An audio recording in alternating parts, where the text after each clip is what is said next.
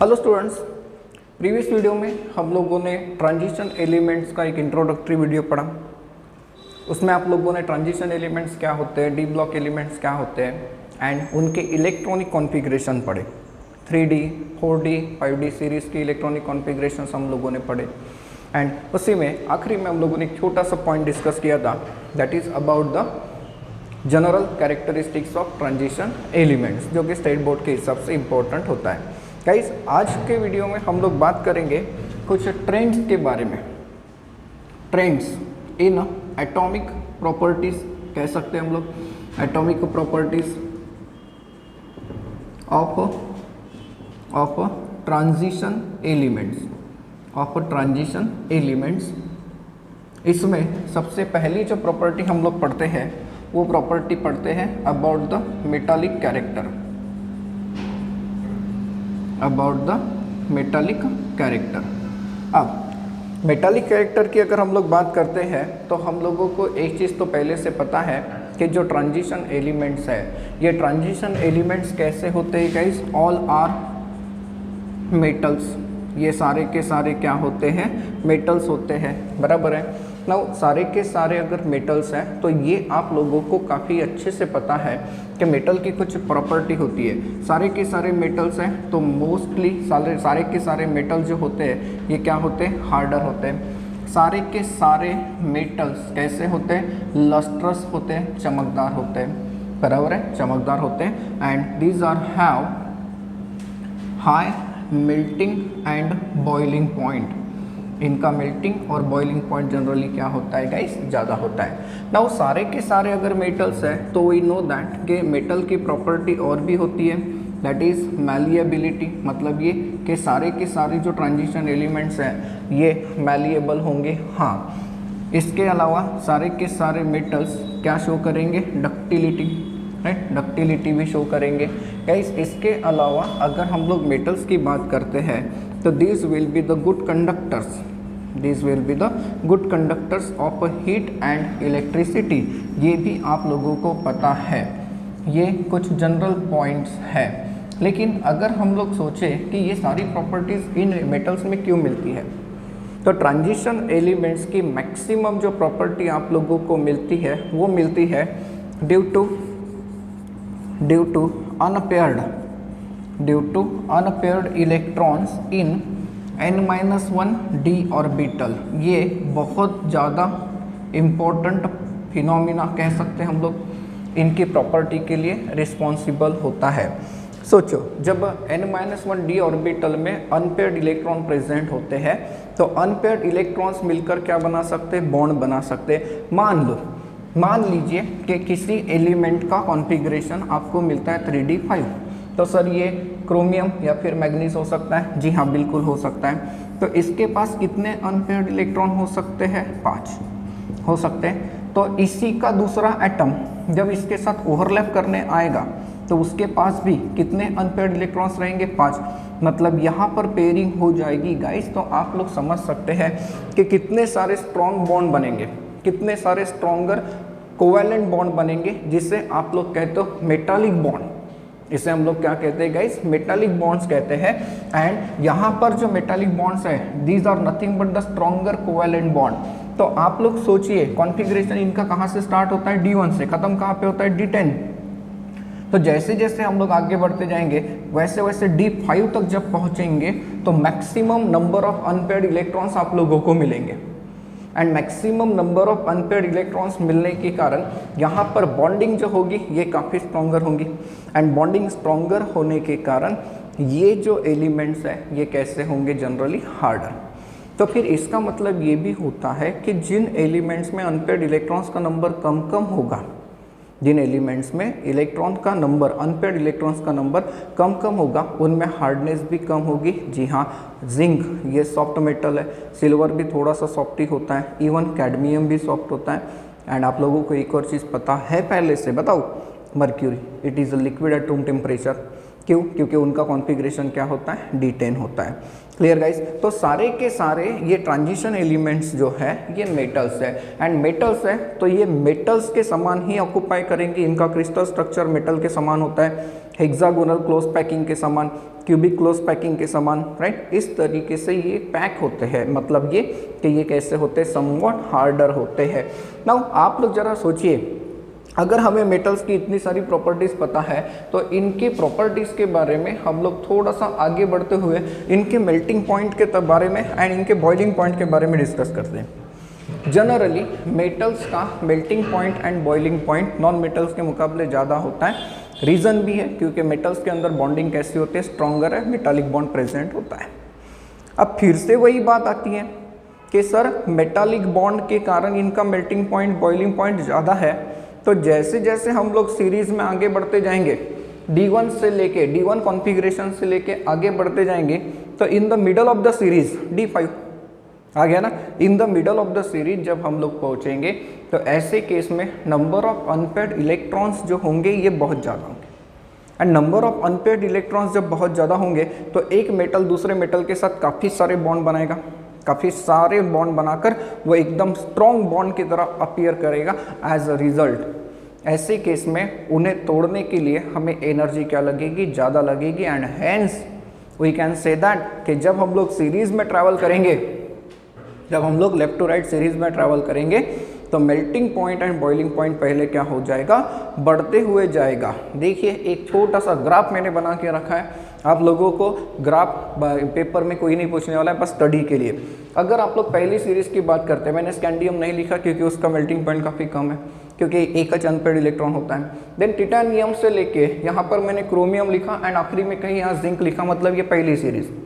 तो पहली सीरीज़ में अगर आप लोग जाते हो तो स्कैंडियम से लेके जिंक तक मेल्टिंग पॉइंट कम कम होता है, ठीक है, लेकिन कहीं ना कहीं जरा सोचिए, टिटेनियम, स्कैंडियम, टिटेनियम, उसके बाद क्रोमियम, राइट, यहाँ पे कहीं ना कहीं वैनाडियम भी होगा। हाँ, तो पहली सीरीज़ में क्रोमियम ऐसा एलिमेंट है ना जिसका कॉन्फ़िगरेशन क्या होता है, 3d5, जिसका कॉन्फ़िगरेशन 3d5 होता है। सो देयरफॉर पहले सीरीज़ में सबसे ज़्यादा melting point and boiling point किसका आता है, क्रोमियम का। एंड यही ट्रेंड फॉलो होता है guys 4d and 5d series में।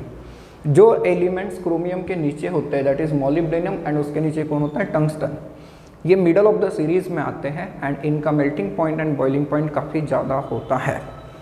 बियॉन्ड D5 कॉन्फ़िगरेशन, जब हम लोग D5 से आगे बढ़ते हैं तो D6, D7, D8, तो सर वहाँ पे इलेक्ट्रॉन का पेयरिंग चालू होगा। हाँ, जब इलेक्ट्रॉन का पेयरिंग चालू होगा, जैसे मान लो ये कॉन्फ़िगरेशन मैंने अभी लोग जो लिखा वो D6 हो गया, तो जैसे जैसे पेयरिंग स्टार्ट होगा वैसे वैसे नंबर ऑफ अनपेयर्ड इलेक्ट्रॉन्स कम होंगे। हाँ होंगे। At the time also paired electrons के बीच में रिपल्शन भी तो होगा, एंड पेयर्ड इलेक्ट्रॉन के बीच में रिपल्शन होने के कारण ही जो बॉन्ड रहेगा वो क्या होता जाएगा, weaker and weaker. And bond जब वीकर एंड वीकर होता जाएगा तो ऐसे केस में melting point and boiling point क्या होता जाएगा, कम कम होता जाएगा। देखिए आप लोग देख सकते हैं कि सिल्वर, गोल्ड एंड जिंक, इनका मेल्टिंग पॉइंट ज़रा काफ़ी कम है। इतना कम है जनरली कि लेस दैन 1000 केल्विन से भी कम, 1000 केल्विन से भी कम मिल जाता है गाइस। लेकिन बाकी की जो मेंबर्स हैं इनका melting point and boiling point काफ़ी ज़्यादा होता है। इनफैक्ट अगर हम लोग लैंथेनम की बात करते हैं जो यहाँ पर मिलता है हमें हाफनियम के पहले, उसका भी मेल्टिंग पॉइंट काफ़ी कम मिलता है। बट इन जनरल, अब ये सारा एक्सप्लेनेशन तो हमने दिया, यहाँ पर तो आप लोगों को दिखता है ग्राफ में कि sir sudden and dramatic change भी आता है। क्रोमियम के बाद मैग्नीज एकदम से मेल्टिंग पॉइंट गिर गया, जबकि ऐसा नहीं होना चाहिए था। क्यों? क्योंकि मैग्नीज का भी तो इलेक्ट्रॉनिक कॉन्फ़िगरेशन 3d5 है। तो ये सारी चीज़ें एक्सप्लेन नहीं हुई हैं अभी तक। यहाँ पर बहुत सारा स्टेबिलिटी का रीज़न दिया जाता है। तो यहाँ आप लोगों को एक जो इम्पोर्टेंट चीज़ मिली वो ये कि तीनों सीरीज़ में जो मिडल में एलिमेंट्स आते हैं जैसे chromium 3d series, molybdenum 4d series and tungsten 5d series, इनका melting point and boiling point काफ़ी ज़्यादा होता है। तो क्वेश्चन अगर एंट्रेंस में ये पूछता है कि high melting point and boiling point of the transition metal is occur due to, तो किसके कारण है, तो स्ट्रॉन्ग कोवैलेंट बॉन्ड जिसे हम लोग मेटालिक बॉन्ड कहते हैं। एंड ये क्यों है, ये क्यों है, तो number of unpaired electrons present in the n-1 d orbital, that is 3D, 4D and 5D। Clear? So guys next property की तरफ चलते हैं, that is ionisation energies. Ionisation energy का मतलब क्या होता है? Ionisation enthalpy. एंड आप लोगों को केमिकल पीरियोडिसिटी में मैंने बता के रखा है इसका मीनिंग क्या होता है, इसका ट्रेंड क्या होता है एंड कौन कौन से फैक्टर पे ये डिपेंड करती है।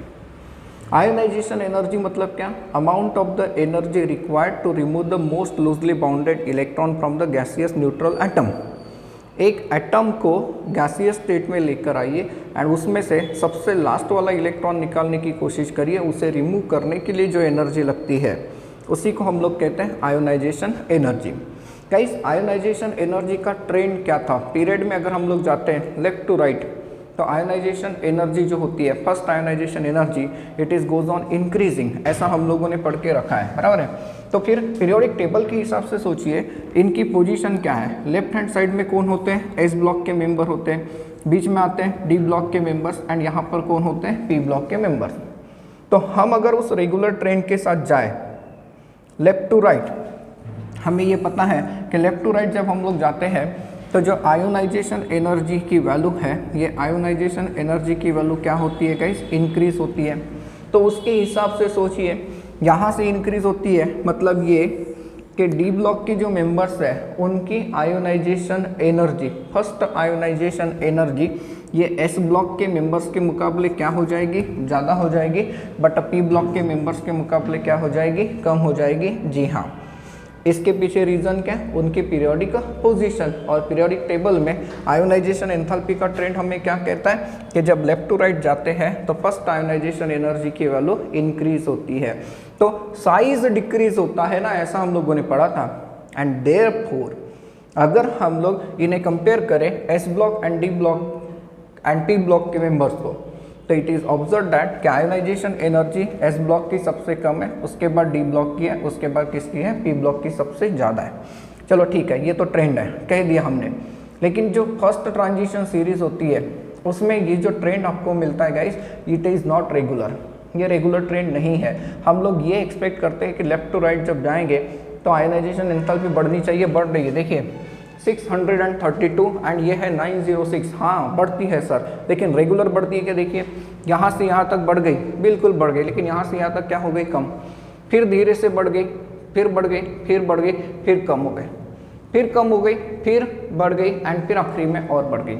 तो ओवरऑल ट्रेंड तो फॉलो हो रहा है, है ना, ओवरऑल ट्रेंड तो फॉलो हो रहा है, लेकिन जो आयोनाइजेशन एनर्जी का इंक्रीमेंट होना चाहिए इट इज़ क्वाइट इरेगुलर। इसके पीछे क्या रीज़न है? इसके पीछे रीज़न होता है गाइस शील्डिंग इफेक्ट। आप लोगों ने ये पढ़ के रखा है शील्डिंग इफेक्ट। क्यों? क्योंकि यहाँ पर जो इलेक्ट्रॉन भरने वाले हैं ये कौन से ऑर्बिटल में भरने वाले हैं? 3D। सपोज करिए कि ये न्यूक्लियस है, ये 3D एंड ये है 4s।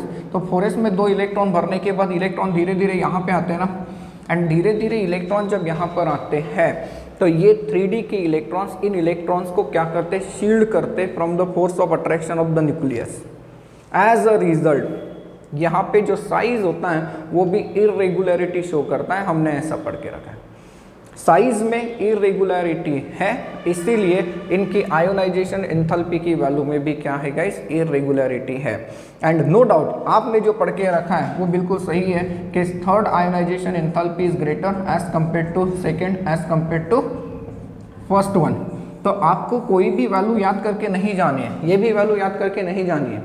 वहाँ पर अगर कुछ वैल्यूज दी है और कहता है कि इन्हें इंक्रीजिंग ऑर्डर में अरेंज करिए या फिर डिक्रीजिंग ऑर्डर में अरेंज करिए, तो नॉर्मल ट्रेंड को याद रखिए, फिर इसके फैक्टर्स को याद करिए। Ionisation energy is depend on certain factor, size तो था, न्यूक्लियर चार्ज भी था एंड इलेक्ट्रॉनिक कॉन्फ़िगरेशन भी था, बराबर है। तो ये हो गई 3D सीरीज की बात। गाइस अब मैं आप लोगों को एक बहुत ही मज़ेदार ट्रेंड बताता हूँ। मैंने अगर आपको पूछा कि 3D सीरीज़ है, 4D सीरीज़ है एंड 5D सीरीज़ है, तो पीरियोडिक टेबल में इनकी पोजीशन ऐसे आ गई, ग्रुप में आ गई, बराबर है। ये फर्स्ट ट्रांजिशन सीरीज़, ये हो गई सेकेंड एंड ये हो गई third transition series. Down the group ionisation enthalpy क्या होती है?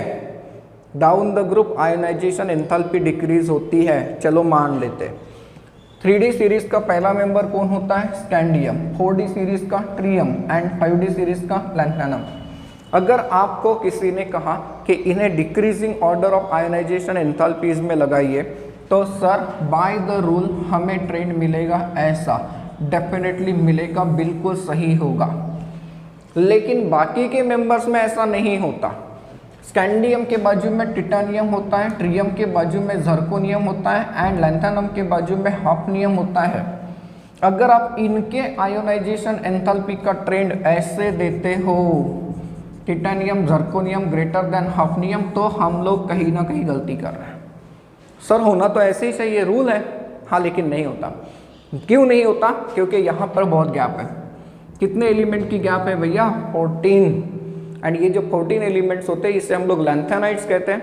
इन लैंथेनाइड्स का एक मज़ेदार ट्रेंड होता है कि जैसे जैसे एटॉमिक नंबर बढ़ता है वैसे वैसे साइज कम कम होता है।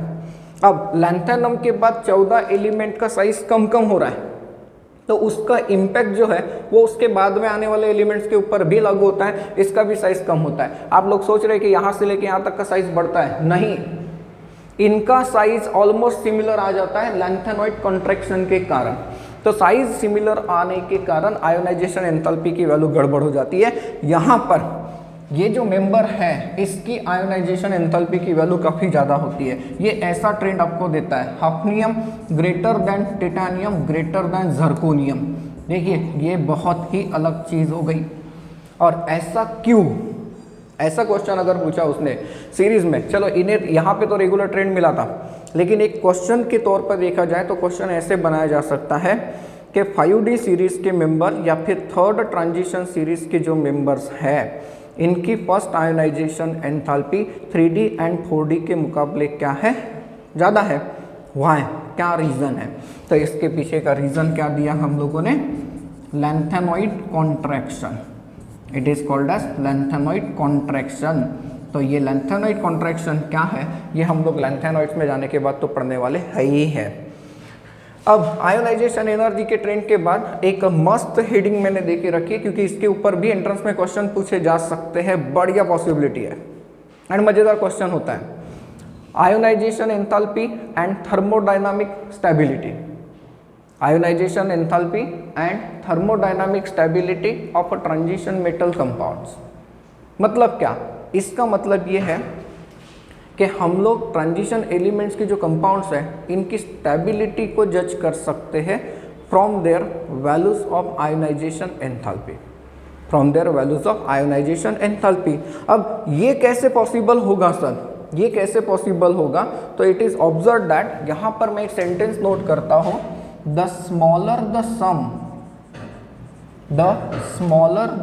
सम of ionization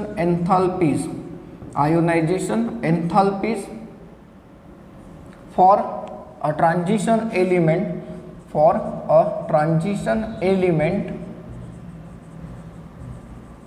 to attain a particular oxidation state,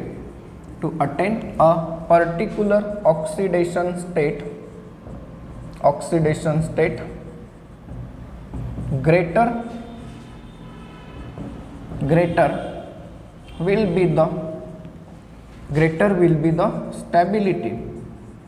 will be the stability of the compound। देखिए मैंने क्या लिखा है, इसका मीनिंग भी मैं आपको समझाता हूँ। मैंने ये लिखा है, the smaller the sum of ionisation enthalpies for a transition element to attain particular oxidation state greater will be the stability of the compound. मतलब ये कि पर्टिकुलर ट्रांजिशन एलिमेंट को पर्टिकुलर ऑक्सीडेशन स्टेट अचीव करना है। जैसे +1 achieve करना है तो एक इलेक्ट्रॉन निकालना पड़ेगा, +2 अचीव करना है तो 2 इलेक्ट्रॉन निकालना पड़ेगा, +4 अचीव करना है तो 4 इलेक्ट्रॉन निकालना पड़ेगा। तो ऐसे केस में आयोनाइजेशन एंथैल्पीज का जो सम होगा वो जिसके लिए कम होगा, ऐसे केस में कंपाउंड की स्टेबिलिटी ज़्यादा होती है। क्लियर हो रहा है कि पर्टिकुलर ऑक्सीडेशन स्टेट लाने के लिए आयोनाइजेशन एंथैल्पीज का सम अगर कम है तो उस ऑक्सीडेशन स्टेट में उस एलिमेंट के कंपाउंड्स काफ़ी ज़्यादा स्टेबल माने जाते हैं। कैसे माने जाते हैं? एग्जाम्पल, यही एग्जाम्पल याद रखेंगे सफिशिएंट है। देखिए हम लोग निकेल एंड प्लैटिनम को कम करते हैं। मैं निकेल को जब निकेल +2 में लेना चाहता हूँ निकेल +2 में इसे मैं जब कन्वर्ट करना चाहता हूँ तो मुझे 2 इलेक्ट्रॉन निकालने पड़ेंगे, बराबर है। एंड 2 इलेक्ट्रॉन अगर निकालने हैं तो मुझे 2 आयोनाइजेशन एंथैल्पी लगेगी, हाँ, IE1 + IE2। इन दोनों का सम हमारे पास होता है 2.49 × 10⁻³ 2.49। फाइनल एग्जाम में 2.5 भी पूछा जा सकता है, 2.5 × 10⁻³ मान सकते हैं। वही कंपैरिजन प्लैटिनम के साथ करते हैं। अगर आप प्लैटिनम को प्लैटिनम +2 स्टेट में लेकर आना चाहते हैं तो 2 आयोनाइजेशन एंथैल्पीज का सम है 2.66 × 10⁻³ तो हमने जो एक्सप्लेनेशन दे के रखा है उसके हिसाब से निकेल को निकेल +2 में आने के लिए कम एनर्जी लग रही है, बराबर है। इसका मतलब ये कि निकेल के +2 स्टेट के कंपाउंड्स प्लैटिनम के +2 स्टेट के कंपाउंड्स के मुकाबले ज़्यादा स्टेबल है। मीन्स आपको अगर उसने पूछा कि ये है निकेल सल्फेट एंड ये है प्लैटिनम सल्फेट, आप बताइए कौन ज़्यादा स्टेबल है, तो रूल के हिसाब से कौन ज़्यादा स्टेबल आ गया, निकेल सल्फेट। आपको ये याद रखना है। जैसे अगर उसने क्वेश्चन दिया निकेल क्लोराइड है या फिर प्लैटिनम क्लोराइड, कौन ज़्यादा स्टेबल, निकेल। +2 स्टेट में निकेल के कंपाउंड ज़्यादा स्टेबल रहेंगे as compare to platinum, clear. Similarly अगर हम लोग +4 स्टेट में जाना चाहते हैं, जैसे मान लीजिए मैं निकेल को निकेल +4 में लेकर आता हूँ तो मुझे 4 इलेक्ट्रॉन निकालने पड़े, हाँ, तो चारों का आयोनाइजेशन एंथैल्पीज का सम मतलब IE1 + IE2 + IE3 + IE4 है ये 4। तो इन चारों का सम कितना है, 11.29 × 10⁻³ जिसे हम लोग 11.3 भी कह सकते हैं, ठीक है। एंड वही प्लैटिनम को देखिए, अगर आप प्लैटिनम को देखते हैं तो प्लैटिनम को जब हम लोग प्लैटिनम 4 पॉजिटिव स्टेट में लेकर आना चाहते हैं तो 4 आयोनाइजेशन एंथैल्पी का सम होता है इतना 9.36 × 10⁻³ आप देख रहे हैं कि प्लैटिनम को +4 में जाने के लिए एनर्जी कम लगी, प्लैटिनम को +4 ऑक्सीडेशन स्टेट अचीव करने में एनर्जी कम लगी। इसीलिए गाइस प्लैटिनम के कंपाउंड्स +4 स्टेट में ज़्यादा स्टेबल बन जाएंगे as compare to the nickel. जैसे निकेल का अगर +4 स्टेट में कोई कंपाउंड आपके सामने आता है, मान लीजिए NiO2 ये है, एंड प्लैटिनम का ये कंपाउंड है PtCl4, तो जरा सोचिए ज़्यादा स्टेबल कौन हो गया, PtCl4। क्यों, क्योंकि यहाँ पर प्लैटिनम +4 आने के लिए आयोनाइजेशन एंथैल्पीज की वैल्यू का सम कैसा लगा, कम से कम लगा। क्लियर है गाइस। अब चलते हैं ट्रांजिशन एलिमेंट्स की बहुत इंपॉर्टेंट प्रॉपर्टी के तरफ जिसका नाम है oxidation state and oxidation states. And इसमें आप लोगों को जो ऑक्सीडेशन स्टेट्स की स्टडी करनी है वो है 3D सीरीज, मतलब first row elements, first transition series जिसे हम लोग कहते हैं। गाइस फर्स्ट ट्रांजिशन सीरीज का जनरल इलेक्ट्रॉनिक कॉन्फ़िगरेशन अगर आप लोग देखते हो तो आप लोगों ने पढ़ा है कि इसका जनरल इलेक्ट्रॉनिक कॉन्फ़िगरेशन ये होता है argon 3D 1 to 10 and 4s 1 और 2 होता है। इस इलेक्ट्रॉनिक कॉन्फ़िगरेशन में अगर हम लोग ठीक से देखें तो इट इज़ ऑब्जर्व दैट कि ये जो आउटर मोस्ट शेल है इसमें ज़्यादा से ज़्यादा 2 इलेक्ट्रॉन जा सकते हैं, जिसके कारण आपको +2 ऑक्सीडेशन स्टेट मिलता है। बट यहाँ पर 3D सीरीज में क्या होता है कि जो 3D ऑर्बिटल है एंड ये जो 4s ऑर्बिटल है इनकी एनर्जी कंपेरेबल होती है, बहुत ज़्यादा डिफरेंस नहीं होता। As a result of that 4s के इलेक्ट्रॉन जाने के बाद 3D में से भी इलेक्ट्रॉन जा सकते हैं एंड हेंस जो ट्रांजिशन एलिमेंट्स होते हैं, transition elements shows variable valency. Variable valency का मतलब वेरिएबल ऑक्सीडेशन स्टेट, एक से ज़्यादा ऑक्सीडेशन स्टेट होती है। सो इनके इलेक्ट्रॉनिक कॉन्फ़िगरेशंस को हमें रिवाइज करना पड़ेगा पहले एंड देन फिर इनके हम लोग समझेंगे अलग अलग ऑक्सीडेशन स्टेट। स्कैंडियम का कॉन्फ़िगरेशन आपने पढ़ा 3D1 4s2। टिटेनियम की बात करें तो 3D2 4s2 होता है। देन वैनाडियम 3D3 4s2 होता है। देन क्रोमियम 3D5 4s1 होता है। देन मैग्नीज की बात करें तो 3D5 4s2 कॉन्फ़िगरेशन होता है। आयरन की बात करते हैं तो 3D6 4s2 होता है गाइस। कोबाल्ट की बात करें तो 3D7 4s2 होता है। निकेल की बात करते हैं तो 3D8 4s2 हमने कॉन्फ़िगरेशन पढ़ा। निकेल के बाद अगर हम लोग देखें तो कौन होता है, कॉपर, जिसका कॉन्फ़िगरेशन क्या होता है 3d10 4s1, एंड आखिरी में होता है जिंक, जिसका कॉन्फ़िगरेशन होता है 3d10 4s2। इन कॉन्फ़िगरेशन के साथ हम लोग ऑक्सीडेशन स्टेट को इजीली समझ सकते हैं। देखिए कॉमन ऑक्सीडेशन स्टेट हमें +2 +3 मिलता है, मेनली +3 होता है, लेकिन वो कैसे होता है जब 2 इलेक्ट्रॉन 4s में से जाएंगे। जैसे स्कैंडियम को चेक करते हैं, स्कैंडियम जब ये +2 स्टेट में आएगा तो ये +2 स्टेट में जब आएगा तो कौन से इलेक्ट्रॉन लॉस कर चुका होगा, तो ये 2 इलेक्ट्रॉन लॉस कर चुका होगा, एंड ऐसे केस में कॉन्फ़िगरेशन क्या बचा रहेगा 3d1। सिमिलरली इन दोनों के साथ अगर ये वाला इलेक्ट्रॉन भी चला गया तो स्कैंडियम कौन से स्टेट में आ जाएगा +3 आ जाएगा। ऐसे केस में इसका कॉन्फ़िगरेशन क्या हो जाएगा गाइस 3d0। ना एक चीज़ याद करिए, अगर हम लोग स्टेबिलिटी की बात करते हैं तो स्टेबिलिटी आपको ऐसे मिलती है, scandium 3+ is more stable as compare to scandium 2+, ये स्टेबिलिटी का ऑर्डर होता है। ठीक है, नाउ टिटेनियम की अगर बात करते हैं तो टिटेनियम आप लोगों को +2 ऑक्सीडेशन स्टेट देता है गाइस, जब यहाँ से 2 इलेक्ट्रॉन जाएंगे, जब +2 कॉन्फ़िगरेशन देगा, +2 ऑक्सीडेशन स्टेट देगा तो उसका कॉन्फ़िगरेशन क्या बचेगा 3d2। गाइस टिटेनियम +3 स्टेट में जब आएगा तो कॉन्फ़िगरेशन क्या बचेगा 3d1। ये जो कॉन्फ़िगरेशन है, ये जो ऑक्सीडेशन स्टेट है, ये अनस्टेबल होता है। गाइस टिटेनियम +4 ऑक्सीडेशन स्टेट भी देता है, टिटेनियम +4 ऑक्सीडेशन स्टेट जब देता है तो उसका कॉन्फ़िगरेशन क्या होगा, यहाँ से 2 एंड यहाँ से 2 इलेक्ट्रॉन चले जाएंगे तो 3d0, एंड ये काफ़ी ज़्यादा स्टेबल हो जाएगा, क्योंकि टिटेनियम का ये कंपाउंड TiO2, ये जो कंपाउंड होता है गाइस, ये टूथपेस्ट में यूज़ होता है एज अ वाइटनिंग एजेंट। क्या आपको पता है कि हमारे जो पूर्वज थे ये ब्रशिंग के लिए कोल पाउडर का इस्तेमाल करते थे। हाँ, तो कोल पाउडर में जो वाइटनिंग एजेंट होता है वो ये होता है, ये क्ले एंड कोल के अंदर मिलता है। तो टिटेनियम के ऑक्सीडेशन स्टेट्स क्लियर। अब चलते हैं वैनाडियम की तरफ। वैनाडियम आपको कौन कौन से ऑक्सीडेशन स्टेट दे सकता है +2, इन 2 इलेक्ट्रॉन के जाने के कारण ऐसा हो गया तो कॉन्फ़िगरेशन क्या बच जाएगा 3d3।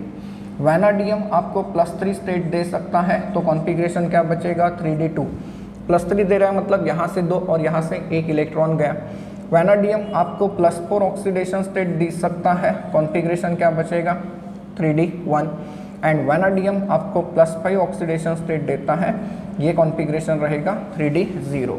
गाइस वैनाडियम का मोस्ट स्टेबल जो ऑक्सीडेशन स्टेट होता है ये +2 होता है, एंड वैनाडियम जब +5 स्टेट में होता है तो ये काम करता है ऑक्सीडाइजिंग एजेंट का। ये क्या बिहेव करता है ऑक्सीडाइजिंग एजेंट। फॉर एग्जांपल आपने इस कंपाउंड के बारे में कभी पढ़ा होगा, this is called as V2O5 vanadium pentoxide. ये काफ़ी अच्छा ऑक्सीडाइजिंग एजेंट होता है। सल्फ्यूरिक एसिड को प्रिपेयर करते समय इंडस्ट्री में इसका इस्तेमाल किया जाता है एज अ कैटलिस्ट। गाइस अब चलते हैं क्रोमियम की तरफ। देखिए क्रोमियम बहुत सारे ऑक्सीडेशन स्टेट देता है। क्रोमियम आपको +1 ऑक्सीडेशन स्टेट भी देता है due to loss of 1 electron from the 4s orbital, and इसके बाद कॉन्फ़िगरेशन बच जाएगा 3d5। अब 3d5 ये बहुत ज़्यादा स्टेबल कॉन्फ़िगरेशन होता है, हाँ हमें पता है। तो हम लोग ये अंदाज़ा लगा सकते हैं कि सर क्रोमियम +1 ऑक्सीडेशन स्टेट में काफ़ी ज़्यादा स्टेबल कॉम्प्लेक्स स्टेबल कंपाउंड्स बनाना चाहिए, बट ऐसा नहीं होता। बट हाउएवर ये तो स्टेबल है लेकिन ज़्यादा कंपाउंड नहीं है, फिर भी इसके कुछ कॉम्प्लेक्सेस होते हैं, इसके कुछ कॉम्प्लेक्सेस होते हैं विथ पीरिडिन। PY मतलब पीरिडिन होता है, पीरिडिन ऑर्गेनिक केमिस्ट्री में ये बहुत बार आता है, ये कॉमनली। तो क्रोमियम +1 स्टेट में क्रोमियम पीरिडिन के साथ कॉम्प्लेक्स बनाता है। क्रोमियम +2 स्टेट भी देता है गाइस, क्रोमियम +2 स्टेट देता है। जब +2 स्टेट देगा तो उसका कॉन्फ़िगरेशन क्या बचा रहेगा 3d4। देखिए अब इस कॉन्फ़िगरेशन पे ध्यान देंगे क्योंकि आगे चल के हमें जब मैग्नेटिक मोमेंट को समझना है तो हम लोग इसी से समझते हैं। अब क्रोमियम जब +2 ऑक्सीडेशन स्टेट में होता है तो इस ऑक्सीडेशन स्टेट में हम लोग उसे बुलाते हैं प्यार से क्रोमस।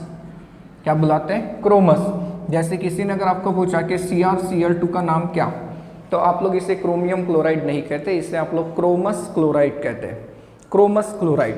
गाइस क्रोमियम +3 ऑक्सीडेशन स्टेट में भी कंपाउंड बनाता है, एंड जब +3 ऑक्सीडेशन स्टेट में कंपाउंड बनाएगा तो कॉन्फ़िगरेशन क्या रहेगा 3D3, क्योंकि यहाँ से 1 और यहाँ से 2 चले गए। जब +3 ऑक्सीडेशन स्टेट में ये कंपाउंड बनाता है तो आप लोग इसे कहते हो क्रोमिक, या फिर इसे हम लोग सिंपली कहते हैं गाइस क्रोमियम। इसे हम लोग क्या कहते हैं क्रोमियम। फॉर एग्जाम्पल CrCl3 को आपने क्रोमियम क्लोराइड कहा होगा, क्रोमियम क्लोराइड, या फिर इसे हम लोग क्रोमिक क्लोराइड भी कह सकते हैं। गाइस +2 के मुकाबले +3 स्टेट में क्रोमियम ज़्यादा स्टेबल होता है। Cr3+ is more stable as compare to Cr2+। Guys chromium आपको +4 ऑक्सीडेशन स्टेट देते हुए मिलता है। मैं यहाँ पे नोट कर रहा हूँ Cr4+। सोचिए कैसे होगा सर, यहाँ से 1 इलेक्ट्रॉन जाएंगे, यहाँ से 3, तो बचेगा क्या 3D में कितना 2 बचेगा। अब ये जो ऑक्सीडेशन स्टेट होती है क्रोमियम की, ये अनस्टेबल होती है। गाइस क्रोमियम +5 ऑक्सीडेशन स्टेट भी देगा, कॉन्फ़िगरेशन बचेगा 3D1।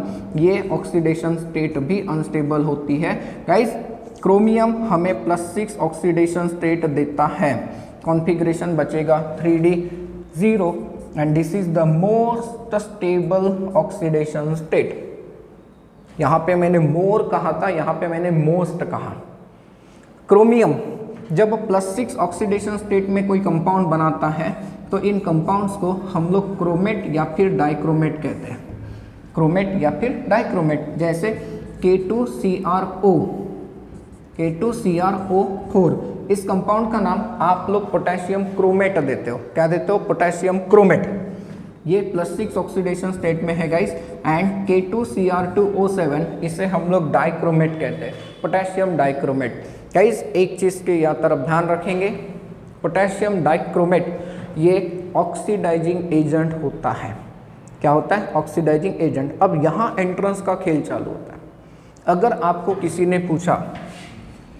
ने अगर हमें ये पूछा कि बताइए Cr2+ है एंड Cr3+ है, इसमें से कौन सा ऑक्सीडाइजिंग एजेंट है, तो मैंने आपको ये बताया था कि +2 के मुकाबले +3 ज़्यादा स्टेबल है, बराबर है ना। सो देयरफॉर ये क्या हो जाएगा? अच्छा ऑक्सीडाइजिंग एजेंट। क्यों? क्योंकि ये अपना 1 इलेक्ट्रॉन लॉस कर देगा एंड इसमें कन्वर्ट होना पसंद करेगा, तो ये क्या हो गया? Reducing agent. ऐसा भी क्वेश्चन होता है। एंड एक और चीज़, जब एलिमेंट अपना मैक्सिमम ऑक्सीडेशन स्टेट अचीव कर लेता है तो उसके बाद उसके पास इलेक्ट्रॉन होते ही नहीं इलेक्ट्रॉन लॉस करने के लिए, तो ऐसे केस में वो हमेशा ऑक्सीडाइजिंग एजेंट ही बनता है। देखिए वैनाडियम पेंटॉक्साइड ऑक्सीडाइजिंग एजेंट कहा था, टिटेनियम ऑक्साइड ये भी ऑक्सीडाइजिंग एजेंट होता है। एंड डाइक्रोमेट के बारे में तो आप शायद जानते होंगे, ये काफ़ी अच्छा ऑक्सीडाइजिंग एजेंट है, ऐसा हम लोगों ने पहले भी सुना होगा। तो क्रोमियम के ऑक्सीडेशन स्टेट क्लियर हो रहे गाइस। अब हम लोग चलते हैं आयरन के ऑक्सीडेशन स्टेट की तरफ। गाइस आयरन भी हमें बहुत सारे ऑक्सीडेशन स्टेट देता है। अब यहाँ तक जब हम लोग आए, आयरन नहीं, हमें मैग्नीज के ऑक्सीडेशन स्टेट की स्टडी करनी है पहले, तो मैग्नीज के ऑक्सीडेशन स्टेट की स्टडी करते हैं। तो यहाँ तक जब हम लोग आए तो हम लोगों ने देखा कि सारे के सारे इलेक्ट्रॉन जा सकते हैं, मैग्नीज के केस में भी जाते हैं। गाइस मैग्नीज जो है ये आप लोगों को +2 ऑक्सीडेशन स्टेट देता है। एंड जब ये +2 ऑक्सीडेशन स्टेट देगा तो इसका कॉन्फ़िगरेशन क्या बच जाएगा? 3D5, जो कि बहुत स्टेबल है, बहुत ज़्यादा स्टेबल है, राइट। एंड मैग्नीज जब +2 ऑक्सीडेशन स्टेट में कंपाउंड बनाता है तो ऐसे कंपाउंड को हम लोग कहते हैं मैग्नस कंपाउंड, या फिर इसे हम लोग कहते हैं मैग्नीज। इसे हम लोग क्या कहते हैं? मैग्नीज। जैसे आपके पास अगर MnCl2 है तो इसे आप लोग मैग्नीज क्लोराइड कहते हो। हाँ, इसे आपने मैग्नस क्लोराइड भी कहा तो कुछ रॉन्ग नहीं होगा। इवन आपके पास अगर MnSO4 है तो इसे आप लोग मैग्नस भी कह सकते हो। सर एक चीज़ समझ में नहीं आ रही है कि कुछ ऑक्सीडेशन स्टेट में हम लोग अस लगा रहे हैं और कुछ में इक लगा रहे हैं। क्रोमियम में देखिए ये अस और ये इक है, तो अस एंड इक हम लोग कब यूज़ करते हैं? तो अस एंड इक ये हम लोग रिप्रेजेंट करते हैं oxidation state low and high में। जब ऑक्सीडेशन स्टेट लो होता है, दोनों आजू बाजू में है, +2 +3 आजू बाजू है, जब दोनों ऑक्सीडेशन स्टेट आजू बाजू है तो जो लो ऑक्सीडेशन स्टेट है उसमें अस लगाते हैं, ये क्रोमस। एंड जो हाई ऑक्सीडेशन स्टेट होता है उसमें हम लोग इक लगाते हैं, ये क्या हो गया, क्रोमिक हो गया। तो ये हो गया क्रोमस अस एंड इक का फॉर्मूला। तो मैग्नीज +2 स्टेट में बहुत ज़्यादा स्टेबल है एंड देयरफॉर इन्हें हम लोग मैग्नीज भी कहते हैं। गाइस मैग्नीज +3 स्टेट में भी कंपाउंड बनाता है। जब ये +3 स्टेट में कंपाउंड बनाएगा तो कॉन्फ़िगरेशन क्या बचेगा, 3d4। ऐसे केस में इसके कंपाउंड को हम लोग मैग्निक कहते हैं, हालांकि ये ज़्यादा स्टेबल नहीं होते। देन मैग्नीज +4 स्टेट में अच्छे खासे कंपाउंड बना देता है कॉन्फ़िगरेशन के साथ 3d3। देखिए एग्जाम्पल MnO2, ये MnO2 है, इसका एक इंडस्ट्री में नाम होता है पायरोलुसाइट का, आएगा सामने, ये पायरोलुसाइट है, इसमें मैग्नीज के ऊपर चार्ज है +4। या इस मैग्नीज +5 ऑक्सीडेशन स्टेट भी बनाएगा कॉन्फ़िगरेशन 3d2, लेकिन ये अनस्टेबल होता है। मैग्नीज +6 ऑक्सीडेशन स्टेट भी देता है विथ कॉन्फ़िगरेशन 3d1। देखिए एंड मैग्नीज जब +6 ऑक्सीडेशन स्टेट में कंपाउंड बनाता है तो उस कंपाउंड को आप लोग कहते हो मैग्नेट। इस कंपाउंड को हम लोग क्या कहते हैं गाइस, मैग्नेट कहते हैं। जैसे K2MnO4, K2MnO4 को पोटेशियम मैग्नेट के नाम से बुलाया जाता है, पोटेशियम मैग्नेट, याद रखेंगे। एंड मैग्नीज +7 स्टेट में भी आता है with configuration 3d0। This is the most stable oxidation state और you can say highest oxidation state shown by 3d series element. 3d series में सबसे ज़्यादा ऑक्सीडेशन स्टेट सिर्फ मैग्नीज देता है। गाइस मैग्नीज जब +7 स्टेट में कंपाउंड बनाता है तो उसके कंपाउंड को आप लोग बुलाते हो by the name of permanganate, for example KMnO4। And आप लोगों को पता है कि KMnO4 is the strongest oxidising agent. KMnO4 को इसके साथ हमने कंपेयर करके दिखाया था और हमने साबित भी करके दिखाया था कि ज़्यादा स्ट्रॉन्गर ऑक्सीडाइजिंग एजेंट कौन होता है, पोटेशियम पर मैग्नेट होता है। तो ये मैग्नीज के ऑक्सीडेशन स्टेट हो गए। अब चलते हैं आयरन। यहाँ पर मैं आयरन के ऑक्सीडेशन स्टेट आपको एक्सप्लेन कर दूंगा। इसका कॉन्फ़िगरेशन हम लोगों ने पढ़ा है 3d6 एंड 4s2। गाइस ये मत सोचिए कि इसके आउटर मोस्ट शेल में अगर 8 इलेक्ट्रॉन है तो ये हमें +8 का ऑक्सीडेशन स्टेट दे सकता है, नहीं। ऐसा क्वेश्चन स्टेट बोर्ड में पहले पूछा जाता था कि आयरन का ये कॉन्फ़िगरेशन है, आयरन +8 ऑक्सीडेशन स्टेट क्यों नहीं दिखाता, पहले उसे समझ लेते हैं। 3d6 कॉन्फ़िगरेशन को सॉल्व करिए। 3d6 मैं इसे यहाँ पर सॉल्व करके दिखा रहा हूँ। 3d6 कॉन्फ़िगरेशन ऐसा होता है, देखिए है ये 3d6। गाइस 3d6 में आप लोगों को दिखता है कि pairing of the electron is done, ये पेयरिंग में आ गया।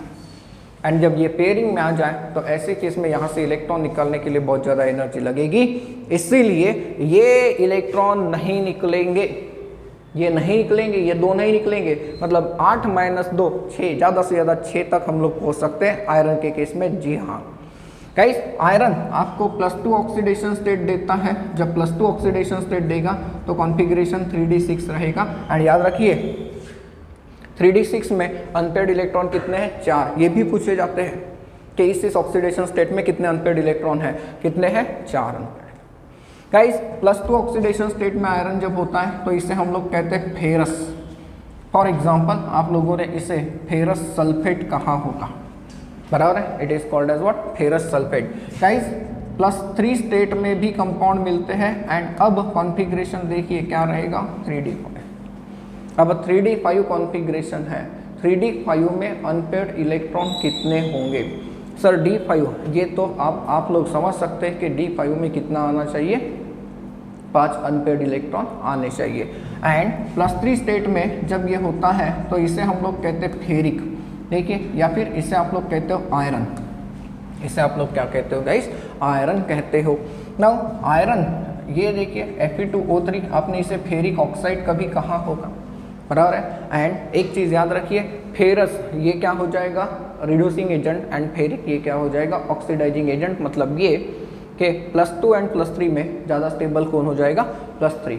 गाइस आयरन आपको +4 एंड +5 ऑक्सीडेशन स्टेट दिखा सकता है, +4 में कॉन्फ़िगरेशन रहेगा 3d4 एंड यहाँ पर रहेगा 3d3, बट ये दोनों के दोनों अनस्टेबल ऑक्सीडेशन स्टेट्स होते हैं। क्या होते हैं, unstable oxidation state. Guys iron +6 oxidation state दिखाता है with the configuration 3d2 and iron जब +6 कॉन्फ़िगरेशन स्टेट में कंपाउंड बनाता है तो इसे हम लोग कहते हैं फेरेट्स। क्या कहते हैं, फेरेट्स। फॉर एग्जांपल K2FeO4, ये देखिए, इसे अगर हम लोग देखें तो पोटेशियम फेरेट है, इसे क्या कहते हैं, पोटेशियम फेरेट। तो आयरन में आपको +7 एंड +8 ऑक्सीडेशन स्टेट नहीं मिलता, +6 तक ही मिलेगा। अब आयरन के बाद कोबाल्ट का ऑक्सीडेशन स्टेट समझते हैं। इसका कॉन्फ़िगरेशन 3d7 एंड 4s2 हम लोग देते गए। हमें कोबाल्ट +2 ऑक्सीडेशन स्टेट देता है एंड जब ये +2 ऑक्सीडेशन स्टेट देगा तो सिर्फ ये 2 इलेक्ट्रॉन लॉस करेगा। कॉन्फ़िगरेशन क्या रहेगा, 3d7। गाइस कोबाल्ट जब +2 स्टेट में होता है तो उस कंपाउंड को हम लोग कोबाल्टस कहते हैं। जैसे COCl2 किसी ने पूछा कि क्या है, तो ये कोबाल्टस क्लोराइड होता है। गाइस कोबाल्ट ये +3 ऑक्सीडेशन स्टेट में जब आता है तो कॉन्फ़िगरेशन क्या रहेगा, 3d6 रहेगा, 3d6। नाउ 3d6 में जब आता है तो इसे हम लोग कोबाल्टिक कहते हैं, या फिर इसे आप लोग सिंपली कोबाल्ट कहते हो।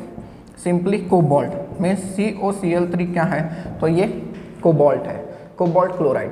गाइस कोबाल्ट +4 ऑक्सीडेशन स्टेट देता है, लेकिन ये काफ़ी अनस्टेबल होता है एंड इससे ज़्यादा आप लोगों को ऑक्सीडेशन स्टेट नहीं मिलते। गाइस इससे ज़्यादा ऑक्सीडेशन स्टेट नहीं मिलते। क्यों, क्योंकि फिर न्यूक्लियर चार्ज काफ़ी ज़्यादा बढ़ जाएगा। ऐसे केस में इलेक्ट्रॉन्स को रिमूव करना काफ़ी डिफिकल्ट बन जाता है।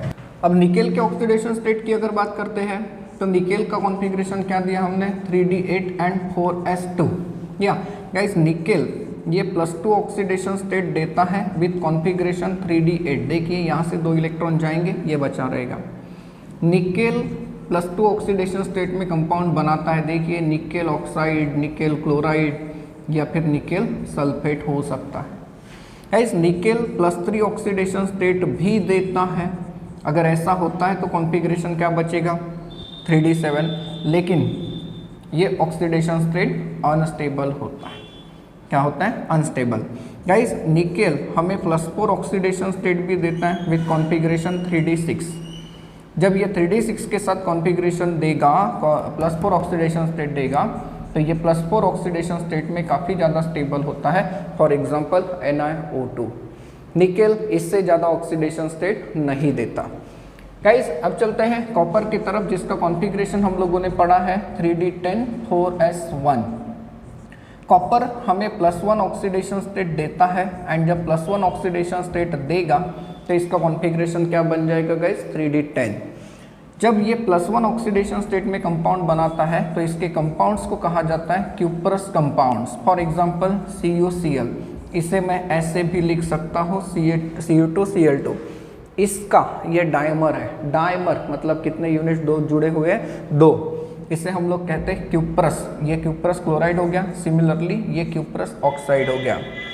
गाइस कॉपर एक और ऑक्सीडेशन स्टेट देता है +2, जिसमें कॉन्फ़िगरेशन 3d9 रहेगा एंड जब +2 स्टेट में ये कंपाउंड बनाता है तो इसे हम लोग क्यूप्रिक कहते हैं या फिर सिंपली कॉपर कहते हैं।